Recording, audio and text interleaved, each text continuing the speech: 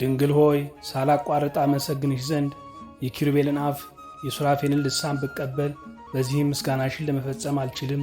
ልዑሉንም ምስጢር እናገር ዘንድ እንደ ነቢዩ ሕዝቅኤል የተሰወረው ምስጢር እንደ ዮሐንስ የእውቀትን መጻሕፍትን ብበላ በዚህ ውዳሴሽን ለመፈጸም አልችልም። የሰሎሞንን ጥበብ ብነሳ የልቦናዬ ማዕጸቅ ቢሰፋ እስከ ባሕር ቢዘረጋም የቃሌ ቡቃያ እስከ ቀላይ ድረስ ቢጠልቅ በዚህ ውዳሴሽን ለመፈጸም አልችልም።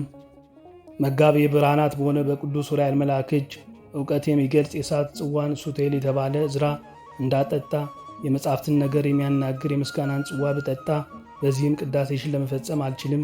ድንግል ሆይ ሰውነቴ ሁሉ አንደበትን የተመላ ቢሆን በአጽንሶቼም ቁጥር እውቀት ቢሰጠኝ የራሴ ጸጉርም ሁሉ መናገር ቢሰጠው በዚህም ውዳሴሽን ለመፈጸም አልችልም። ሰማይ በስፋቱ ብራና ቢሆን ባሕርም ቀለም ቢሆን ምስጋና የተመላውን ክብርሽን ገናንነትሽን ለመጻፍ በዚህም ምስጋናሽን ለመፈጸም አልችልም። የነቢያትና የሐዋርያት ማኅበር ለመፈጸም የማይችሉትን ውዳሴሽን እኔ ወራዳው ለመፈጸም እንደምን እችላለሁ? ድንግል ሆይ የመነኩሳት ማኅበር ለመፈጸም የማይችሉትን ቅዳሴሽን እኔ ምስኪኑ ለመፈጸም እንደምን እችላለሁ?